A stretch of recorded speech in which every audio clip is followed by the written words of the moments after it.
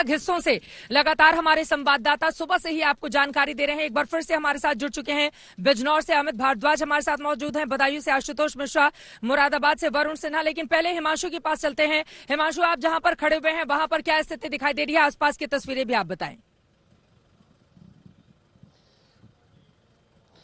देखिए, बिल्कुल चित्रा, मैं जहां खड़ा हूं वो बिजनौर शहर की सीट है और सीट पर बीजेपी 2017 से लगातार काबिज है। इस बार डॉक्टर नीरज चौधरी जो है वो आरएलडी की तरफ से जो है टक्कर दे रहे हैं सुची चौधरी को, जो पिछली बार भी यहां से विधायक बनी थी। अभी मैंने इन दोनों कैंडिडेट से जो है बात की तो सुची चौधरी ने कहा कि विकास, सुशासन और महिला सुरक्षा और कानून बड़ा मुद्दा होगा। दूसरी तरफ नीरज ये कह रहे थे कि ये वो मुद्दे हैं, विकास के कार्य तो यहाँ पे पता चल जाता है, जब आप दिल्ली से बिजनौर आते हैं तब पता चल जाता है कि सड़क गड्ढे में है या गड्ढा सड़क के अंदर है, ये साफ हो जाएगा। उन्होंने कहा कि नारियल फोड़ा जाता है तो सड़क फूट जाती है। इस तरीके के दृश्य यहाँ लगातार देखने को मिलते हैं। दूसरी तरफ सुची चौधरी ने एक बड़ी इंटरेस्टिंग बात कही चित्रा।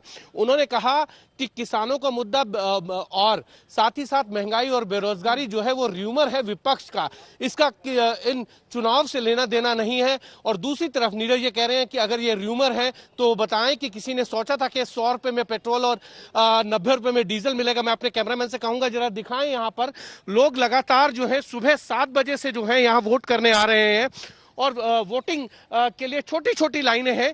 लोग आ रहे हैं, जा रहे हैं, लेकिन उनका एक ही मकसद है कि सबसे पहले यहाँ पर जो है वोट किया जाए और उसके बाद ही जो है जलपान किया जाए।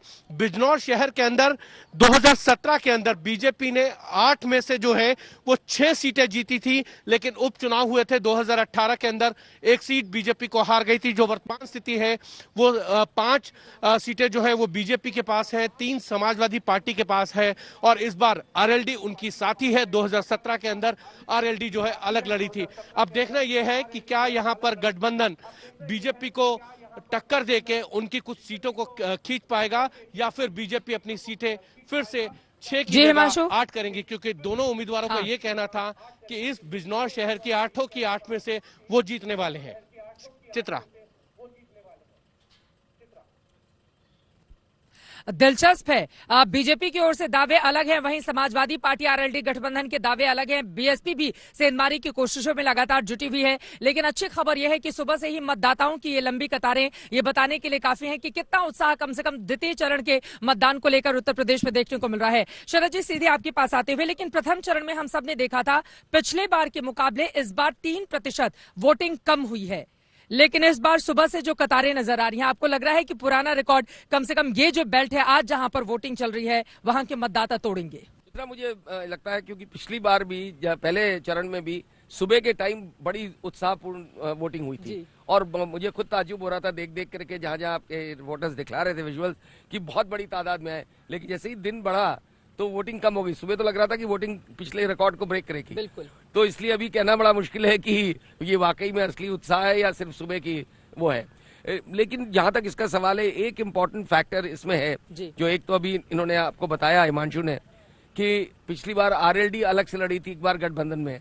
दूसरा, पिछली बार इलेक्शन जो है मल्टी कॉर्नर था। बसपा एक सीरियस प्लेयर के रूप में देखी जा रही थी। बिल्कुल। इस चुनाव में बसपा जो है उसको सिर्फ माना जा रहा है कि वो आम धारणा ये बन चुकी है कि वो बीजेपी की बी टीम है। तो इस वजह से सर्टनली आपकी बार जो वोटिंग है वो किस तरह काफी आश्चर्यजनक रिजल्ट्स होंगे।